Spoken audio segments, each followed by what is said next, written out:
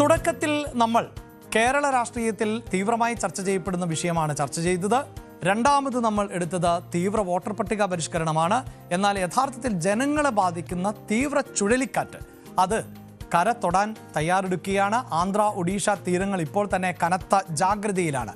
അതിൻ്റെ തീവ്രതയിലേക്ക് വരുന്നതിന് മുമ്പ് കഴിഞ്ഞ കുറച്ച് ദിവസമായി നമ്മളെല്ലാവരും ഈ മോന്ത എന്ന പേര് കേട്ടുകൊണ്ടിരിക്കുകയാണ്. പൊതുവെ മലയാളികളെ സംബന്ധിച്ചിടത്തോളം മോന്ത എന്നത് എന്താണ് എന്ന് എല്ലാവർക്കും അറിയാം. മുഖം എന്നതിനൊക്കെ നമ്മൾ പ്രാദേശികമായി പറയുന്ന ഒരു വാക്കാണ് മോന്ത. കഴിഞ്ഞ ദിവസങ്ങളിൽ ഗൂഗിളിൽ ഏറ്റവും അധികം ആളുകൾ സെർച്ച് ചെയ്തത് ഈ മോന്ത എന്നത് എന്ത് എന്നതാണ്. അതിപ്പോൾ സെർച്ച് ചെയ്തവർക്കേ അറിയാവുള്ളൂ അവരെന്തിനു വേണ്ടിയാണിത് സെർച്ച് ചെയ്തത് എന്നത്. ഒരു പക്ഷേ മോന്ത എന്ന ചുഴലിക്കാറ്റിൻ്റെ തീവ്രത എന്ത് എന്നറിയുന്നതിന് വേണ്ടിയായിരിക്കും. ഈ ചുഴലിക്കാറ്റിൻ്റെ പ്രത്യേകത എന്ത് എന്ന് അറിയുന്നതിന് വേണ്ടിയായിരിക്കും. ഈ ചുഴലിക്കാറ്റ് എവിടെയാണ് അടിക്കാൻ പോകുന്നത് എന്നത് അറിയുന്നതിന് വേണ്ടിയായിരിക്കാം.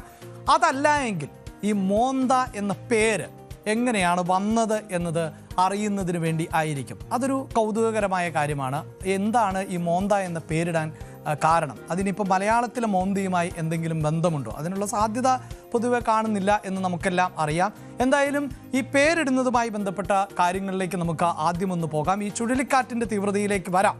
അതിനു മുമ്പ് വടക്കേ ഇന്ത്യൻ മഹാസമുദ്ര മേഖലയിലെ ചുഴലിക്കാറ്റുകൾക്ക് പേരിടുന്നത് ന്യൂഡൽഹിയിലെ റീജിയണൽ സ്പെഷ്യലൈസ്ഡ് മെറ്റിയോളജിക്കൽ സെൻറ്റർ അഥവാ RSMC ആണ്.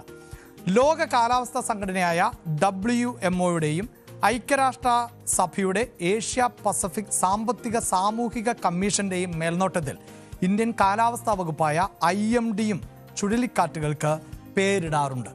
എന്നാൽ ഇപ്പോൾ അതായത് തീരം തൊടാൻ പോകുന്ന ഈ മോന്ത എന്ന പേര് ഇട്ടിരിക്കുന്നത് ഇന്ത്യയല്ല, അത് തായ്ലൻഡ് ആണ് ഇങ്ങനെയൊരു പേര് നൽകിയിട്ടുള്ളത്.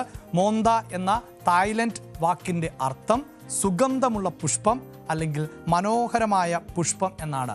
വലിയ നാശനഷ്ടങ്ങളൊക്കെ ഉണ്ടാക്കാൻ പോകുന്ന ഒരു കാറ്റിനെയാണ് അവർ സുഗന്ധമുള്ള പുഷ്പം എന്നും മനോഹരമായ പുഷ്പം എന്നുമൊക്കെ പേരിട്ടിട്ടുള്ളത്. പൊതുവെ അങ്ങനെയാണ്. ഇതൊക്കെ നാശനഷ്ടങ്ങൾ വരുത്താറുണ്ട് എങ്കിലും ഒരു മോശം പേരൊന്നും ഈ ചുഴലിക്കാറ്റുകൾക്ക് നൽകാറില്ല. ഇനിയിപ്പോൾ സ്വാഭാവികമായും എന്തിനാണ് ഇങ്ങനെയൊക്കെ ഒരു പേര് നൽകുന്നത് എന്ന സംശയം ഉണ്ടാകാം. അതായത് ഈ ചുഴലിക്കാറ്റുകളുമായി ബന്ധപ്പെട്ട ഡേറ്റകൾ അനലൈസ് ചെയ്യേണ്ടതുണ്ട്, അത് ക്രോഡീകരിച്ച് വെക്കേണ്ടതുണ്ട്. അത് പിന്നീട് ഈ കാലാവസ്ഥാ പ്രവചനത്തിൽ അല്ലെങ്കിൽ ചരിത്രത്തിലെ പഠനത്തിന് ഒക്കെ എന്തായിരുന്നു ഈ ഒരുപക്ഷെ ഈ തീരങ്ങളിൽ അടിച്ച ഒരു ചുഴലിക്കാറ്റ്, ആ ചുഴലിക്കാറ്റ് ഏതു വർഷമാണ് ഉണ്ടായത്, ആ ചുഴലിക്കാറ്റിൻ്റെ സ്വഭാവം എന്തായിരുന്നു, ലക്ഷണങ്ങൾ എന്തായിരുന്നു, തീവ്രത എത്രയായിരുന്നു, ഇതൊക്കെ ഡേറ്റകളായി സംഭരിക്കുന്ന സാഹചര്യത്തിൽ അതിന് പേര് നൽകണം എന്നുള്ളതാണ്. അതുകൊണ്ടാണ് ഈ ചുഴലിക്കാറ്റുകൾക്ക് കൃത്യമായ പേരുകൾ നൽകുന്നത്. വ്യത്യസ്തമായ പേരുകൾ നൽകി വ്യത്യസ്തമായ വിവരങ്ങളായി ഈ ചുഴലിക്കാറ്റുകളെല്ലാം ക്രോഡീകരിച്ച് വെക്കാറുണ്ട് എന്നതാണ് ഈ കാലാവസ്ഥാ കേന്ദ്രങ്ങൾ. അത് ലോകവ്യാപകമായി തന്നെ നടക്കുന്ന ഒരു പ്രക്രിയയാണ്. 2000 ആണ് ഈ ചുഴലിക്കാറ്റുകൾക്ക് പേരിടുന്നതുമായി ബന്ധപ്പെട്ട് ലോകരാഷ്ട്രങ്ങളുടെ തന്നെ ഒരു കൂട്ടായ്മ രൂപപ്പെടുകയും ചെയ്തിട്ടുള്ളത്. അങ്ങനെ ഓരോ മേഖലയിലാണ് ഇതുമായി ബന്ധപ്പെട്ട കൂട്ടായ്മകൾ ഉണ്ടാകുന്നത്. വളരെ പെട്ടെന്ന് അക്കാര്യം സൂചിപ്പിച്ചു പോകാം. ബംഗ്ലാദേശ്, ഇന്ത്യ, മാലിദ്വീപ്, Myanmar, Oman, Pakistan, Sri Lanka, Thailand, Yemen, Iran, Qatar, Saudi Arabia, United Arab Emirates എന്നിവയാണ് ഇപ്പോൾ നമ്മൾ ഈ പേരിട്ടിരിക്കുന്ന മോന്ത പോലെയുള്ള ചുഴലിക്കാറ്റുകൾക്ക് പേരിടുന്നത്. ഓരോ രാജ്യവും 13 പേരുകൾ ആണ് നിർദ്ദേശിക്കുക. ഇങ്ങനെ ആകെ 169 പേരുകൾ ആണ് ലഭിക്കുക. ആ പേരിൽ നിന്നാണ് ഈ ചുഴലിക്കാറ്റിൻ്റെ പേര് സെലക്ട് ചെയ്യുക. മാത്രമല്ല, ഞാൻ നേരത്തെ സൂചിപ്പിച്ച രാജ്യങ്ങൾക്ക് ഈ പേരിടാനുള്ള അവകാശം ലഭിക്കുമ്പോൾ അത് ആൽഫബറ്റിക് ഓർഡറിൽ ആണ് ഓരോ രാജ്യങ്ങളും അവരുടെയൊക്കെ പേരുകൾ നൽകുന്നത്. അങ്ങനെ ഇപ്പോഴത്തെ ഊഴം തായ്ലൻഡിനായിരുന്നു. അതുകൊണ്ട് തന്നെ തായ്ലൻഡാണ് നിലവിൽ ഈ മോന്ത എന്ന പേര് ഇട്ടിട്ടുള്ളത് എന്നതാണ് എടുത്തു പറയേണ്ടത്. ഇനിയിപ്പോൾ ഏതാനും മാസങ്ങൾക്ക് ശേഷമോ ദിവസങ്ങൾക്ക് ശേഷമോ ഒക്കെ മറ്റൊരു ചുഴലിക്കാറ്റ് രൂപപ്പെടുകയാണെങ്കിൽ അതിന് പേര് നിർദ്ദേശിക്കുക എന്നത് UAE എന്ന രാജ്യം ആയിരിക്കും. UAE ആയിരിക്കും. കാരണം ആൽഫബറ്റിക് ഓർഡർ അനുസരിച്ച് ഇനി UAEക്കാണ് അങ്ങനെ പേരിടാൻ സാധിക്കുക. അവർ പേരിട്ട് വെച്ചിട്ടുണ്ട്. ആ പേര് സെൻയാർ എന്നുള്ളതാണ്. അതിനുശേഷം യമനാണ് പേരിടാൻ അവസരം ലഭിക്കുക. അവർ ദിത്വ എന്ന പേരാണ് ചുഴലിക്കാറ്റിന് വേണ്ടി കണ്ടുവച്ചിട്ടുള്ളത്.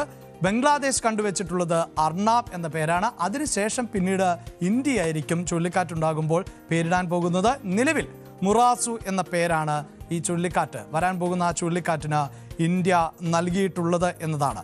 ഇനി എന്തായാലും ഈ പേരുകളൊക്കെ സെർച്ച് ചെയ്തതിൽ പലരും ഇതിൻ്റെ ഒരു കൗതുകം കൂടിയാണ് സെർച്ച് ചെയ്തത് എന്നതുകൊണ്ടാണ് പ്രേക്ഷകരോട് ഇക്കാര്യം ഒന്ന് ഓർമ്മിപ്പിച്ചത്. ഏതാണ്ട് 15 മണിക്കൂറിനിടെ 5 ലക്ഷത്തിലധികം ആളുകളാണ് മോന്ത എന്ന പേരിൻ്റെ പ്രത്യേകത എന്ത് എന്നത് സംബന്ധിച്ച വിവരങ്ങൾ സെർച്ച് ചെയ്തത്. ഒരുപക്ഷെ ഈ പറഞ്ഞപ്പോൾ ഇത് സെർച്ച് ചെയ്ത പലരും ഇത് ഞാൻ പറയുന്ന കാര്യവും കേട്ടിട്ടുണ്ടാവും. അവരൊക്കെ ഇത് നേരത്തെ തന്നെ മനസ്സിലാക്കിയതും ആയിരിക്കാം. എന്തായാലും അങ്ങേയറ്റത്തെ ജാഗ്രതയോടുകൂടിയാണ് മോന്ത ചുഴലിക്കാറ്റ് കേരളത്തിൽ കാര്യമായൊന്നും ബാധിക്കില്ല എന്നുള്ളതാണ് അറിയാൻ സാധിക്കുന്നത്. പക്ഷേ ഏതാണ്ട് തീരം തൊടുന്ന ഒരു സാഹചര്യം ആണ് ഉള്ളത്. ആന്ധ്ര തീരത്താണ് ഇപ്പോൾ കനത്ത ജാഗ്രത നൽകിയിട്ടുള്ളത്.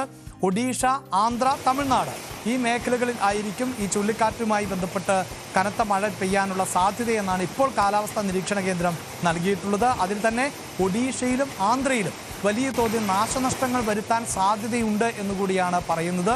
ഓർക്കുക, സുഗന്ധമുള്ള പുഷ്പം, മനോഹരമായ പുഷ്പം, അത് ആഞ്ഞടിച്ചാൽ അത്ര മനോഹരമൊന്നും ആയിരിക്കില്ല കാഴ്ച എന്നത് തന്നെയാണ് ഓർത്തെടുക്കേണ്ടത്. അതുകൊണ്ട് തന്നെ ഇപ്പോൾ തന്നെ തീരങ്ങളിൽ നിന്ന്, തീരപ്രദേശത്ത് നിന്ന് ആയിരക്കണക്കിന് ആളുകളെയൊക്കെ മാറ്റിപ്പാർപ്പിച്ചിട്ടുള്ള സാഹചര്യമുണ്ട്. മാത്രവുമല്ല, കാറ്റിൻ്റെ വേഗത മണിക്കൂറിൽ 110 കിലോമീറ്റർ വരെ വേഗതയിൽ ആഞ്ഞു വീശാനുള്ള സാധ്യതയുമുണ്ട് എന്നതാണ്. 60-50 കിലോമീറ്റർ വേഗതയിൽ തന്നെ കാറ്റടിച്ചാൽ അത് നാശനഷ്ടങ്ങൾ ഉണ്ടാക്കും. അപ്പോഴാണ് അതിൻ്റെ ഇരട്ടി വേഗതയിൽ കാറ്റ് ആഞ്ഞടിക്കാനുള്ള സാധ്യത, വലിയ നാശനഷ്ടങ്ങൾ വരുത്തി വയ്ക്കാനുള്ള സാധ്യതയുണ്ട്. അതോടൊപ്പം കേരളത്തിലും ഇപ്പോൾ മഴ പെയ്തുകൊണ്ടിരിക്കുകയാണ്. പക്ഷേ മോന്ത ചുഴലിക്കാറ്റ് എന്തായാലും കേരളത്തെ ബാധിക്കാൻ സാധ്യതയില്ല എന്നാണ് പറയുന്നത്. എങ്കിൽ പോലും ഇപ്പോഴും പല ജില്ലകളിലും അലർട്ട് തുടരുന്ന സാഹചര്യമുണ്ട്. നാളെ തിരുവനന്തപുരം, കൊല്ലം, പത്തനംതിട്ട, ആലപ്പുഴ, കോട്ടയം, ഇടുക്കി, എറണാകുളം ജില്ലകളിൽ യെല്ലോ അലർട്ടാണ് പ്രഖ്യാപിച്ചിട്ടുള്ളത്. അതിതീവ്ര മഴ ലഭിക്കുന്ന ഒരു സാഹചര്യത്തിൽ ജനങ്ങൾ ജാഗ്രത പുലർത്തണമെന്ന മുന്നറിയിപ്പുണ്ട്. പ്രത്യേകിച്ച് മലയോര മേഖലയിലുള്ളവർ ഉരുൾപൊട്ടലിനുള്ള സാധ്യത തള്ളിക്കളയാനാകില്ല. മണ്ണിടിച്ചിൽ കഴിഞ്ഞ ദിവസവും നമ്മൾ അതിൻ്റെ ദുരന്ത വാർത്ത പ്രേക്ഷകരിലേക്ക് എത്തിച്ചതാണ്. വെള്ളക്കെട്ടുകൾ രൂപപ്പെടാം, ചെറിയ തോതിലുള്ള വെള്ളപ്പൊക്കം ഉണ്ടാകാം. അങ്ങനെയുള്ള സാധ്യതകൾ എല്ലാം തന്നെ നിലവിൽ ഉണ്ട് എന്നതാണ് കേരളത്തിലെ പ്രേക്ഷകരോട് പ്രത്യേകം ഓർമ്മിപ്പിക്കാൻ ഉള്ളത്. പ്രത്യേകിച്ച് വൈകുന്നേരങ്ങളിൽ അടക്കമാണ് ഈ മഴ കേരളത്തിൽ ശക്തമാകുന്നത്. അതുകൊണ്ട് എല്ലാവരും ജാഗ്രത പുലർത്തേണ്ട സമയം കൂടിയാണിത്.